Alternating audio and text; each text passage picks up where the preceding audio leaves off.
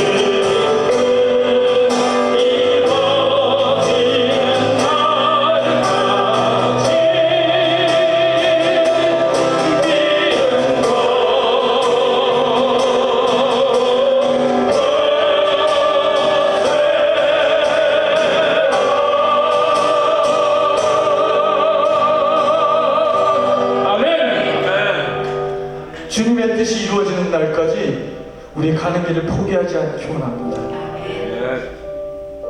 우리의 현실을 보면 포기하게 만들고 어제의 잘못으로 인하여서 우리를 더 이상 앞으로 나아가지 못하게 하는, 믿음의 눈을 틀지 못하게 하는 사탄의 계략이 있습니다. 어제의 일로 인하여서 주님을 보지 못하는 어리석음을 경험하지 않고 이 시간 믿음의 눈으로 주님을 바라보기 원합니다. 이미 나를 너무나 잘 아시는지 나를 창조하실 때 그렇게 불완전하게 창조하셨습니다. 오늘 주님의 날이 우리에게 왔습니다. 우리를 새롭게 믿으시는 주님, 어제의 일로 인하여서, 어제의 상처로 인하여서 주님의 일이 그르쳐지지 않도록 오늘 믿음의 눈으로 오늘 창조하신 나의 모습을 주님 앞에 드리기 원합니다. 주님, 나를 드립니다. 오늘도 새로운 날, 주님 멋있는 나의 모습으로 창조하시고 이 믿음을 계속 끝까지 이루어지는 날까지 이루어가기를 원하오니 오늘 내려주신 은혜 안에 내가 머물길 소망합니다. 우리 함께 기도하며 나가겠습니다. 하나님 고맙고 감사합니다. 마음속에 어려움이 있을 때 주님 앞에 나올 수 없는 심정으로 오늘 이 자리에 왔습니다. 주님, 이미 나보다 나를 너무 먼저 아시는 주님, 내 마음을 만지시고 내 손을 잡으시고 내 어깨를 잡으시고 일으켜 세우며 여전히 내가 너를 사랑한다 말씀하시고 내가 너를 빚었고 창조하였다고 말씀하시는 주님, 그 창조의 섭리 아래 오늘 내가 그 은혜 안에 있습니다. 오늘도 나를 새롭게 빚으시고 만드시는 주님, 그 은혜가 내게 족한 것을 내가 이미 너무나 잘 압니다. 이 믿음이 그날까지 이루어지게 하시고 지켜지게 하시고 흔들리지 않게 하시고 무너지지 않게 하셔서 믿음의 공동체가 하나님 원하시는 뜻 가운데 견고히 설 수 있도록 주님, 우리 예배를 오늘도 흠양하여 주시고 기름 부어 주시옵소서.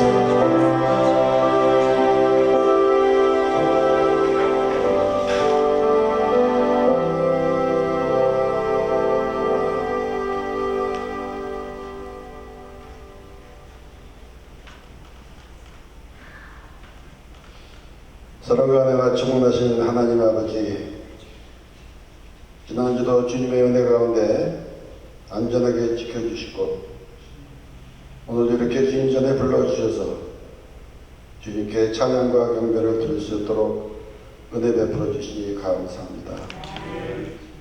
지난 주간에도 주님을 의지하지 않고 저희 욕심 때문에 순간순간 주님을 멀리한 저희들을 용서하여 주시옵소서. 이러한 회개가 말로만 끝나지 않도록 이 세상을 이길 수 있는 믿음을 허락하여 주시옵소서. 어제보다는 오늘보다는 내일 더욱더 주님을 사랑할 수 있는 마음도 허락하여 주시옵소서. 주님을 그리스도로 고백하고 신실한 크리스천으로 살아가기 원하는 늘푸른 교회 성도님들 한 분 한 분 축복해 주시고 그들을 통해서 홀로 영광받아 주시옵소서. 오늘 말씀을 전하실 박준호 목사님께 성령 충만을 허락해 주셔서 목사님을 통해서 선포되는 하나님의 말씀을 통해 우리 모두에게 큰 은혜의 시간이 되도록 축복하여 주시옵소서.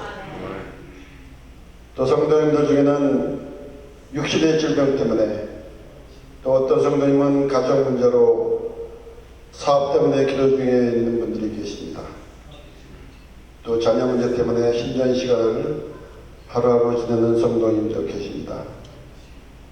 이 성도님들을 직접 찾아가 주시고 치유의 하나님께서 온전하게 치유해 주셔서 하나님의 영광을 보게 하여 주시옵소서.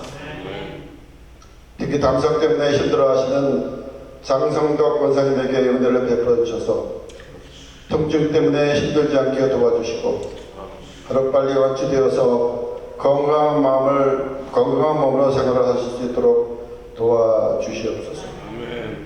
우리 교회에서 후원하는 선교사님들과 늘 함께해 주셔서 그들의 헌신을 통해서 하나님의 나라가 확정되도록 은혜 베풀어 주시옵소서.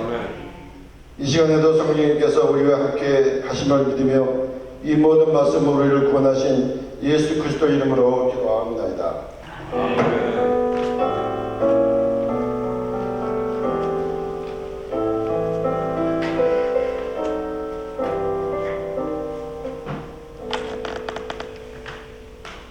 우리에게 주시는 하나님 말씀 베드로전서 5장 7절에서 11절까지 말씀을 보겠습니다. 베드로전서 5장 7절에서 11절까지의 말씀입니다. 말씀을 나누어서 교독하고 11절은 합독하도록 하겠습니다. 너희 염려를 다 주께 맡기라. 이는 그가 너희를 돌보시니라.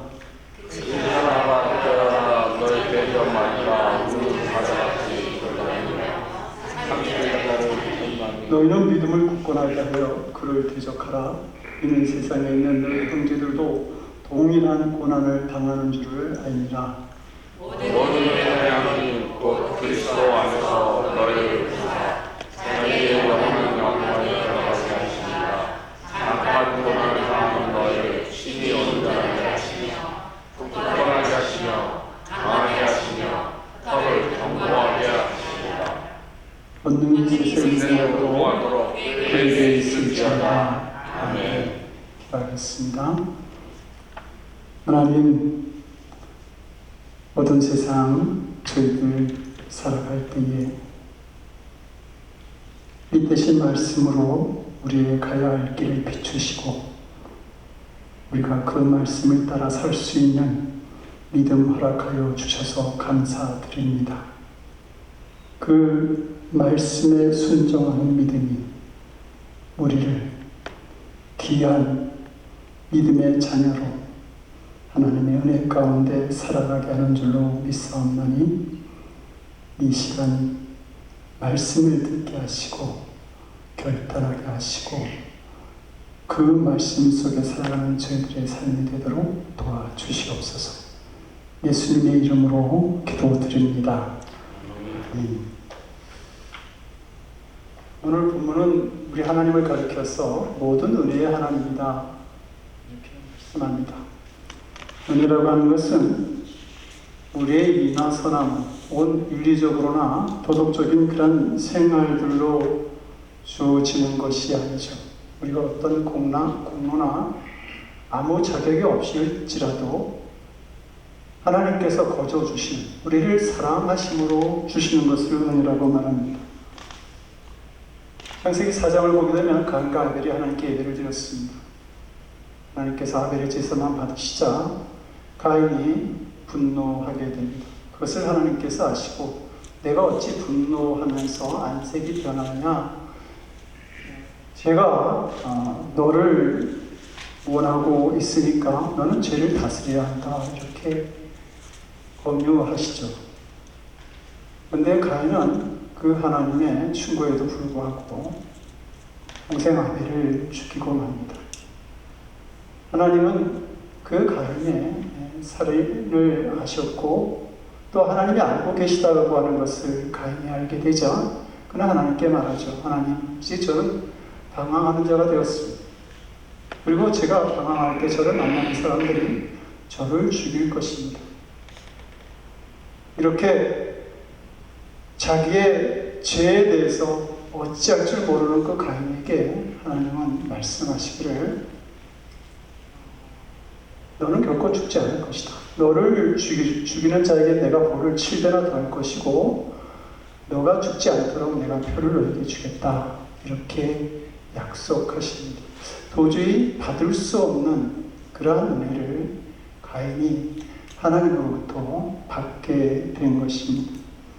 우리는 하나님의 이 놀라우신 은혜 앞에서 나는 자격이 없다, 나는 부족하다 이렇게 고백할 수 있을 것입니다. 오늘 우리가 찬양할 때 주님 앞에 나올 수 없을 때, 주님 앞에 나올 수 없을 때, 주님 앞에 나올 때 나올 수 없는 그런 부족한 존재임에도 불구하고 오늘 우리는 찬양을 그렇게 합니다. 주님 날 먼저 아시니 그럼에도 불구하고 날 사랑하시니 우리는 주님의 은총 앞에 내가 부족하고 자격이 없습니다 라고 고백할 수밖에 없지만 그럼에도 불구하고 우리를 찾아오시는 그 하나님의 은혜에는 부족함이 조금도 없다라고 하는 말입니다.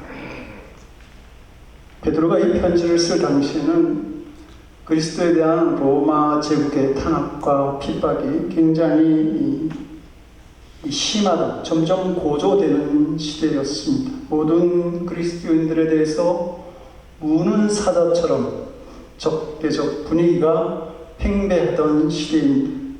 이렇게 사방에서 고난이 밀려오는 그때에 성도가 살아야 할 삶의 자세에 대해서 그 베드로가 한 답변은 바로 은혜였습니다.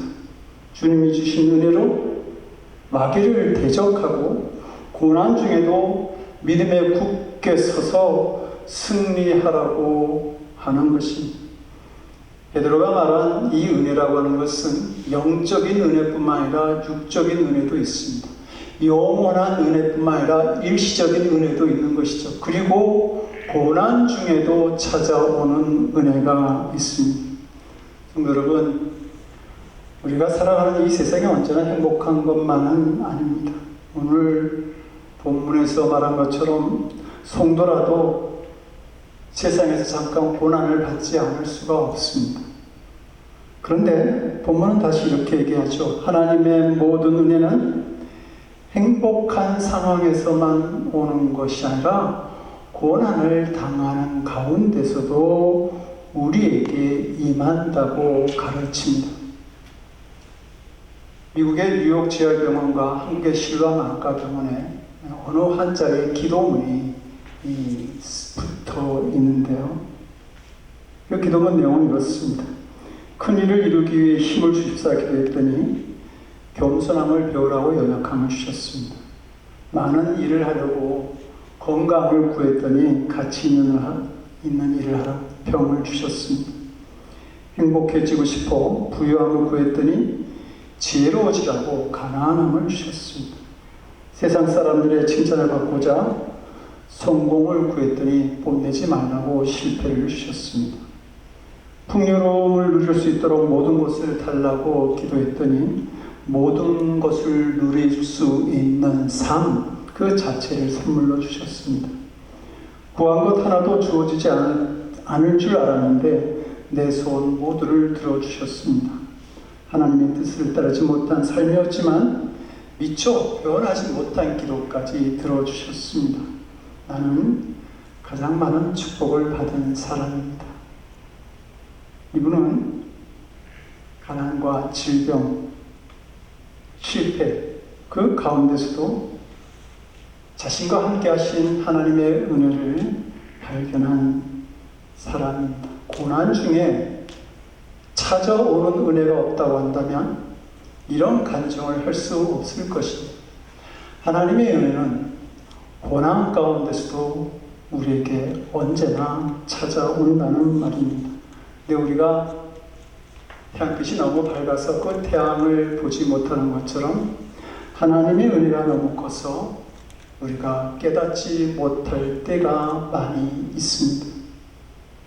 베드로는 모든 은혜의 하나님을 간증하면서 고난 중에도 우리에게 찾아오시는 이 은혜에 굳게 설 것을 그 다음 절인 12절에서 당부합니다. 그러면서 이 사도 베드로는 고난 중에 우리에게 찾아오시는 은혜가 있다. 그것을 10절에서 네 가지로 얘기합니다. 첫째는 온전케 하시는 은혜입니다. 우리는 믿음이 좋으면 성격에 문제가 있고 기도를 열심히 하면 봉사에는 부족한 크고 작은 결점들을 가지고 있습니다. 이런 점들이 우리들을 실족시키거나 시험에 들게 하는 원인이 됩니다.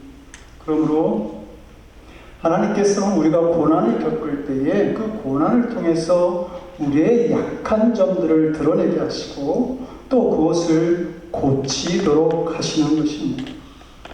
그래서 우리는 고난을 겪을 때 장점이 많은 사람보다는 약점이 적은 사람들, 가려지는 사람들이 되어가는 것이죠. 갈릴리 어부였던 베드로는 어쩌면 예수님을 만나지 않았다면 그냥 평범한 갈릴리 어부의 삶을 살아갔을 것입니다.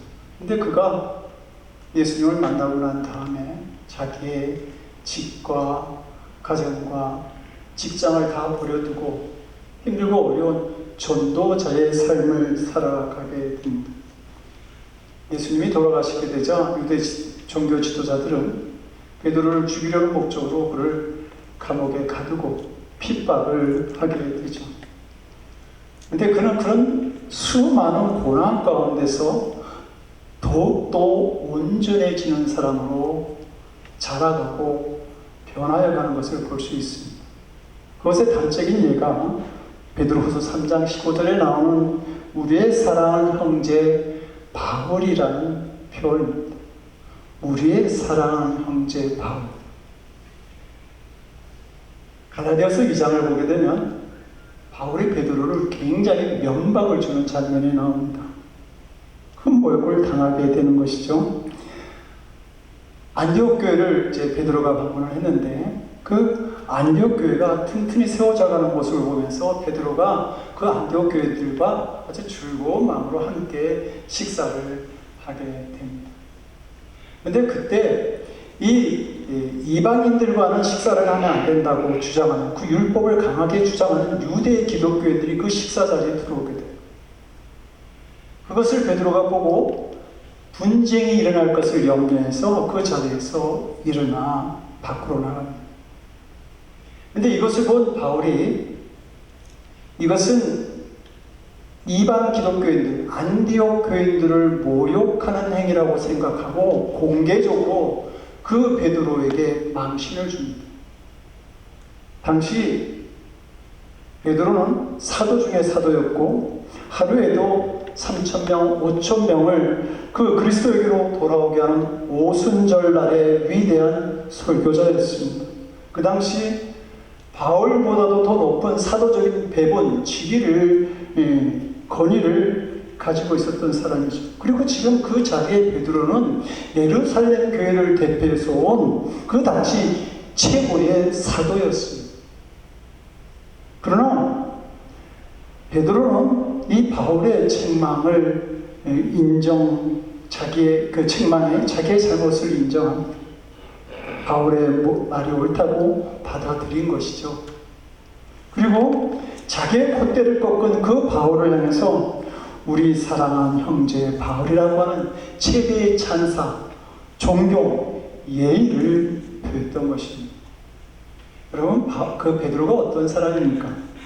베드로는 그 겟세마네 동산에서 예수님을 붙잡아 갈 때에 자신의 분노를 이기지 못해서 그 지산 종의 말고의 길을 배웠던 아주 다혈질적이고 성질이 급하고 고집이 세었던 사람이 바로 이 베드로였습니다.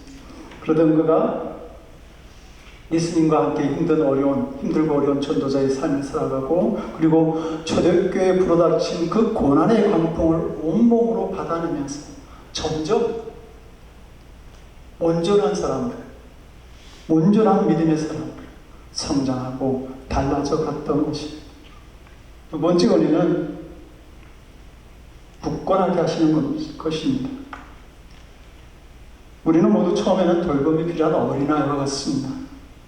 그래서 하나님께서 우리에게 주신 구원은 분명하고도 확실한 것인데 우리는 유혹을 받거나 어려움을 당하게 되면 어떻게 됩니까? 흔들리죠. 흔들립니다.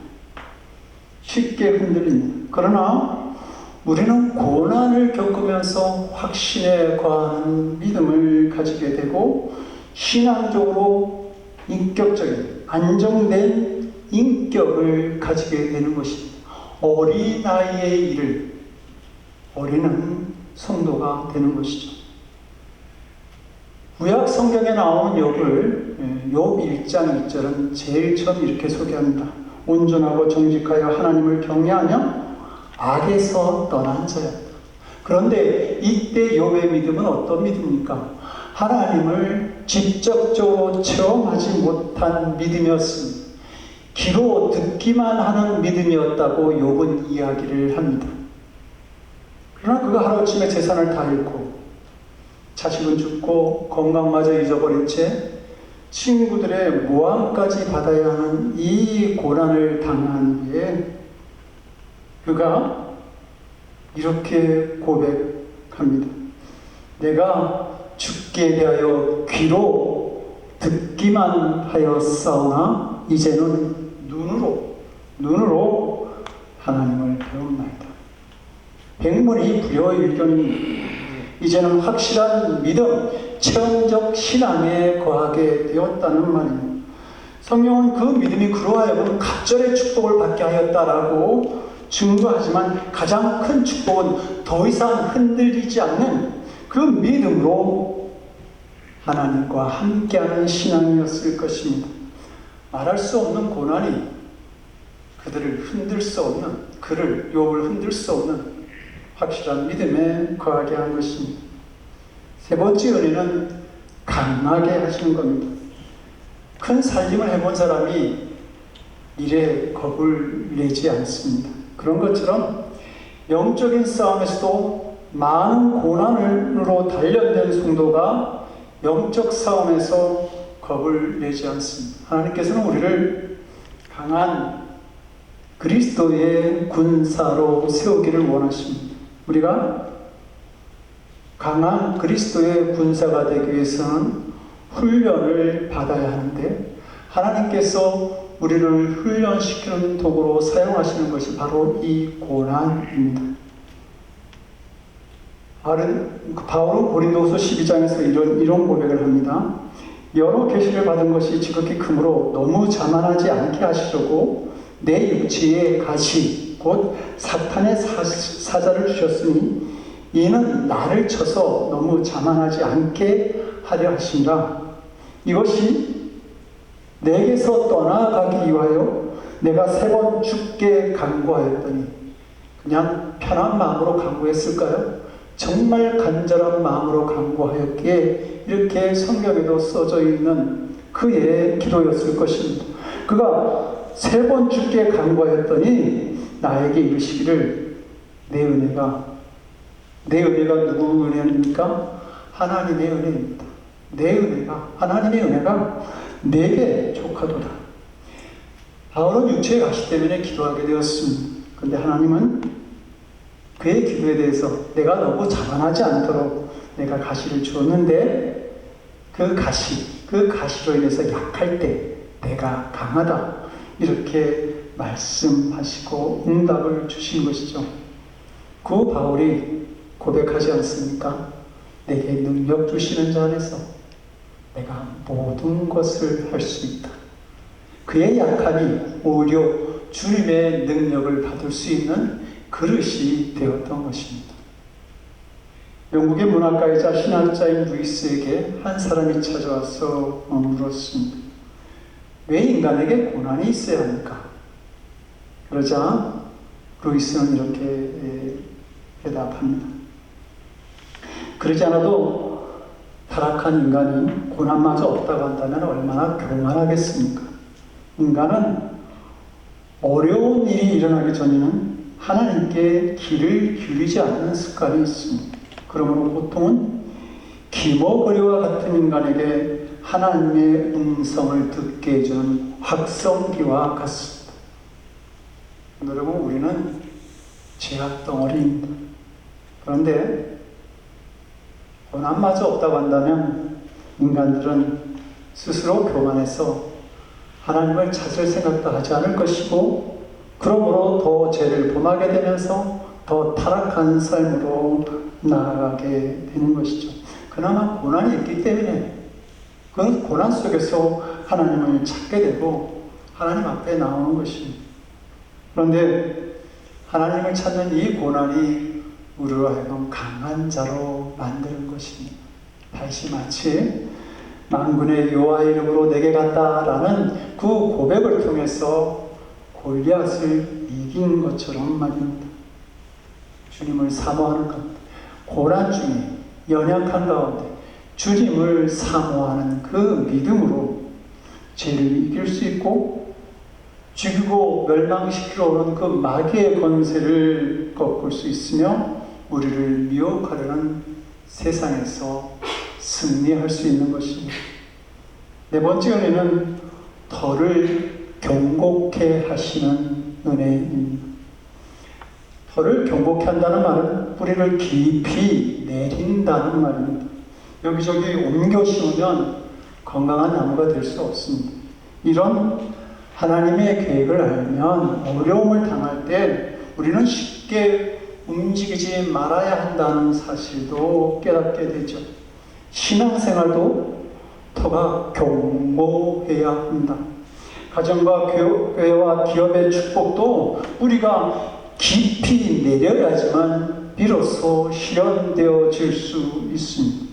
그것을 고난 중에 명심해야 합니다.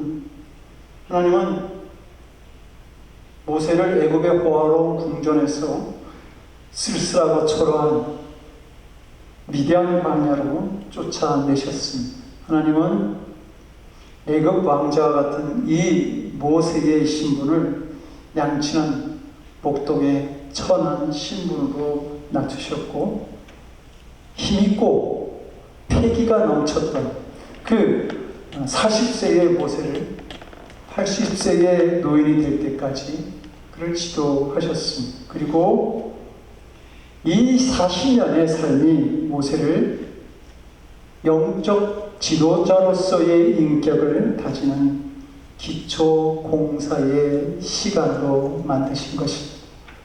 궁중에서 광야로, 왕자에서 목동으로, 40세의 젊은이에서 80세의 노인으로 변해가는 이 고난의 세월이 모세의 인격과 믿음을 더욱더 단단하게 만드는 기간이 되었던 겁니다. 다혈질적이면서도 양심의 가책을 느끼지 못하고 완악하고 강박한 굳은 마음의 소유자, 그러면서 책임을 회피하는 이 비굴한 인격을 가졌던 모세는 40년의 세월을 보시면서 하나님이 원하시는 인격을 형성하게 된 겁니다. 그래서 이렇게 변화된 그 모세의 모습을 민수기 12장 3절은 이렇게 말하지 않습니까? 이 사람 모세는 온유함이 지면의 모든 사람들보다 승하더라. 온유함이라고 하는 것은 죄인된 인간이 다듬어진 것을 말하는 겁니다. 아무리 큰 능력 또 귀한 인상 그것을 가지고 있을지라도 반드시 다듬어질 때에 제대로 사용되어질 수 있습니다. 모세의 인격이 실로 반사처럼 넓고 크고 견고하게 되었습니다. 그렇다고 한다면 이 반석과 같은 인격 위에 200만이라고 하는 이스라엘 백성을 옮겨 놓는다 할지라도 그 위에 올려놓는다 할지라도 무슨 문제가 될 수 있겠습니까? 그 모든 것을 감당할 수 있는 귀한 성품이 되었던 것이죠. 그런데 사실 우리가 기초가 부족하면 흔들리거나 쓰러지게 됩니다. 그러나 경과하면 불안하지가 않죠.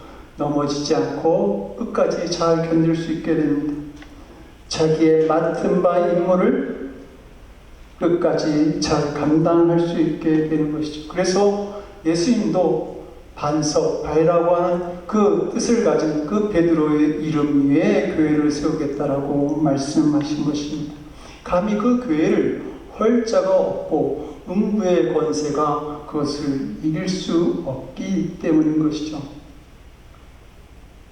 사도 베드로는 모든 은혜의 하나님은 우리를 온전케 하시고 굳건하게 하시며 강하게 하시고 더를 견고하기 위해서 잠시 우리에게 고난을 받게 하신다 말씀합니다. 다시 말하면 우리가 잠깐 고난을 받는 것도 무엇이죠? 하나님의 은혜라고 하는 말입니다. 우리에게 오는 고난은 결코 우연한 것이 아닙니다. 예수님은 절대 주권을 가신 하나님께서 우리에게 허락하시지 아니하시는 공중의 나는 새도 나는 참새 한 마리도 결코 떨어지지 않는다고 그렇게 말씀하지 않습니까? 하나님께서 허락하시지 않는다면 우리 머리털 하나도 상하게 할 자가 없습니다. 우리의 고난은 다 하나님께서 허락하신 것이라는 말입니다.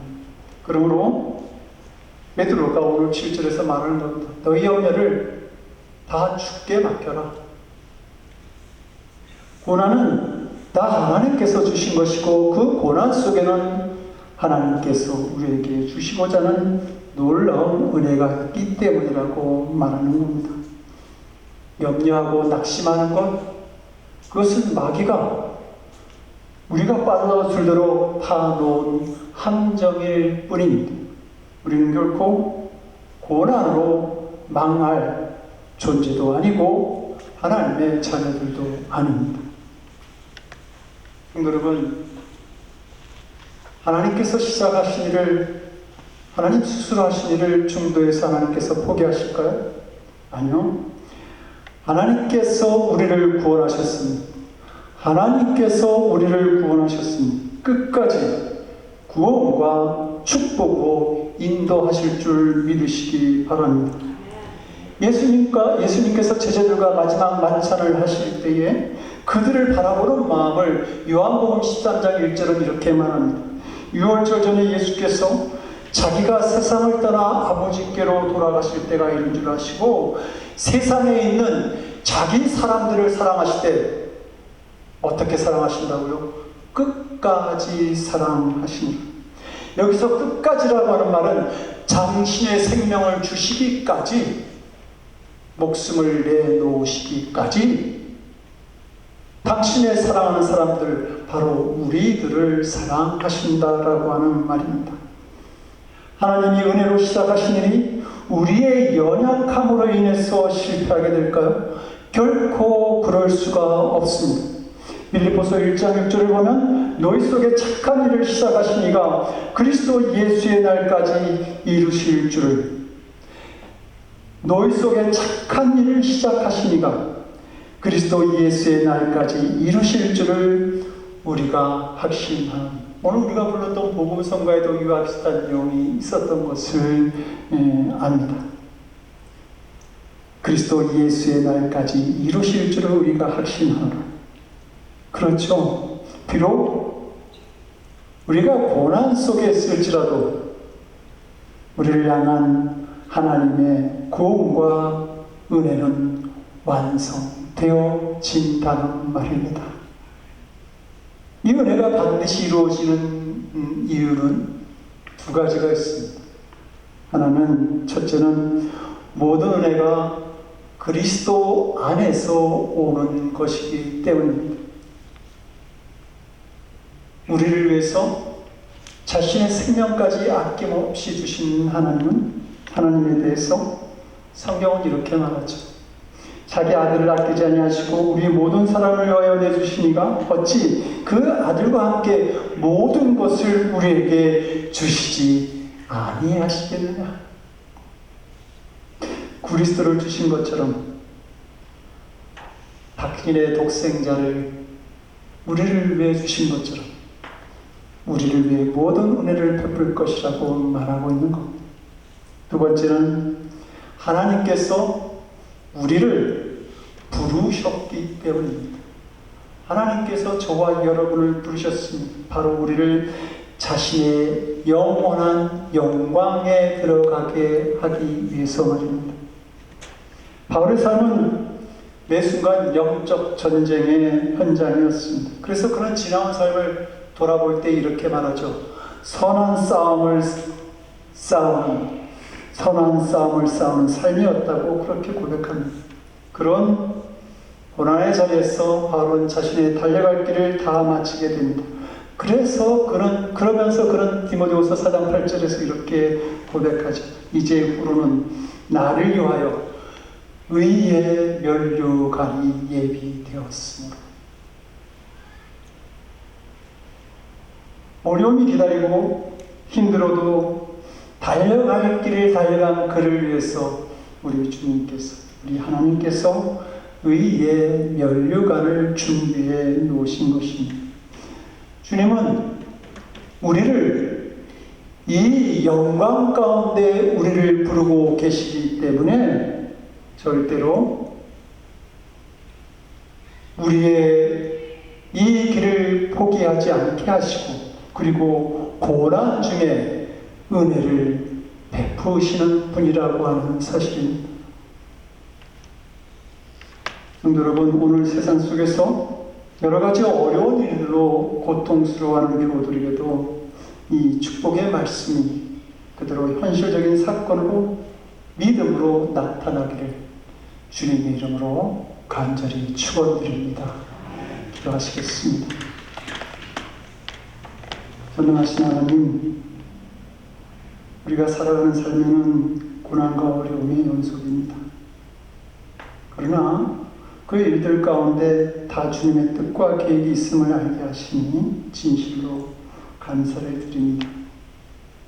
고난 가운데 낭망하는 자들이 되지 말게 하시고, 고난 가운데 우리에게 찾아오시는 주님의 은혜를 발견하면서 이기는 자들이 되게 하시고, 더욱 큰 믿음의 성도들로 자랄 수 있도록 주님 우리를 도와주시옵소서. 우리 주 예수 그리스도를 받들어 간절히 기도드리옵나이다. 아멘. 다같이 찬송 300장 찬송하시고 3절 부르실 때 일어나서 하시겠습니다.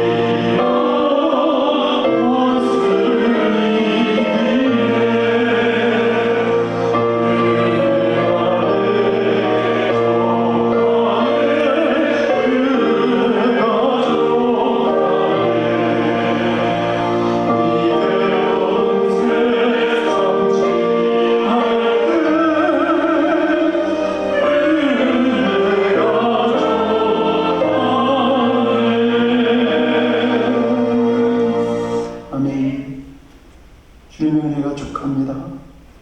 괴로운 세상, 고난의 땅을 걸어갈지라도 주님의 은혜는 언제나 우리에게 큰 은혜로 찾아오셨습니다. 하나님, 이 세상 살아가는 동안 지켜주신 은혜에 감사하면서 언제나 아름다운 믿음으로 고백하던 저희들이 복된 주를 맞이해서 주님의 전을 찾아나와 우리에게 은혜를 허락하신 하나님을 예배하며 이제 귀한 물질을 주님께 드립니다. 아버지 하나님, 물질을 통한 우리의 믿음을, 우리의 마음을 받아 주시옵시고, 아버지 하나님, 우리가 마음껏 주님의 영광을 위해서 우리의 삶을 사용할 수 있도록 하나님 구하는 것마다 하나님 허락해 주시옵소서. 더욱 큰 은혜와 축복을 허락하여 주시옵시고, 주님을 만날 때까지 마음껏 이 땅에서 주님을 찬양하는 주님의 자녀된 삶을 살아가게 도와주시옵소서. 사용되어지는 곳에도 주님의 은총과 영광이 나타나기를 원하며 우리 주 예수 그리스도를 받들어 간절히 기도드리옵나이다. 아멘. 자리에 앉아주시기 바랍니다. 그 소식 알려드리겠습니다. 오늘 식사 후에 리더그룹 회의가 있습니다. 주안건은 수련회가 될 것입니다. 수련회가 2주 앞으로 다가왔습니다. 9월 8일부터 10일까지 저희가 수련을 하는데 회복이라고 하는 주제로 이 수련회를 2박 3일 동안 진행하려고 합니다. 이 수련을 통해서 충분한 힘과 또 믿음을 충전하는 시간이 되기를 원하고, 또 사랑하는 성도들이 함께 하나 되어지는 귀한 수련회가 될 수 있도록 기도로 준비해 주시기 바랍니다. 우리 금주는 박복교 박현수 권사님 가정입니다. 여러분 건강하게 잘 계시지만 더 건강한 삶을, 또 자녀들로부터 귀하고 복된 소식을 들을 수 있도록 두 분 위해서 기도해 주시기 바랍니다. 장성덕 권사님을 위해서 계속 기도해 주시기 바랍니다. 그리고 간호하시는 정미정 권사님을 위해서도 지난주 수요일날 같이 식사를 하게 되었는데, 그 식사하는 중에서도 병원에서 전화가 와서 그 과정들을 같이 이야기하는 것을 들었습니다. 간호한다는 것은 항상 그런 긴장과 또 그 몸을 헌신해야 되는 그런 일인 것 같습니다. 힘들고 피곤하지 않도록 기도해 주시기 바랍니다. 특별한 다른 간구가 없으면 일어나셔서 주기도문과 축도로 예배 마치겠습니다.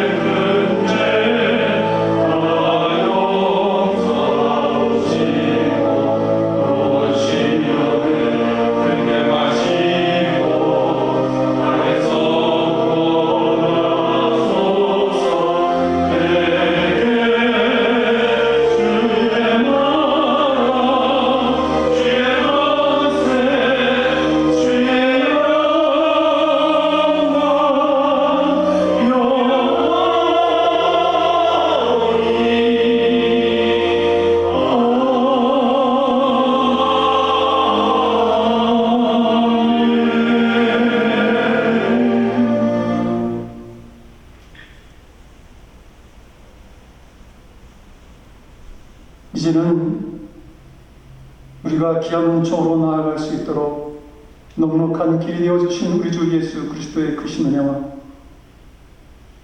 독생자의 희생제물을 통해 모든 것을 다 베푸실 은혜를 우리에게 보여주신 아버지 하나님의 극진하신 사랑하심과 죄악에 가득한 세상 속에서도 주님의 은혜를 발견하게 하시고 교훈과 믿음으로 살아가게 하시는 성령님의 감화감동, 우리 안에 교통하시고 역사하시는 놀라우신 은총, 고난 중에도 찾아오시는 주님의 은혜를 발견하며 더 귀하게 쓰임받는 믿음의 자녀로 살아가기를 원하는 거룩한 성도들 머리, 저들의 삶과 가정과 일터와 드리는 기도니, 그리고 지금도 선교의 현장에서 그 고난을 받고 계신 선교사님들 위해 지금으로부터 영원토록 함께하옵시길 간절히 축원드리옵나이다. 아멘.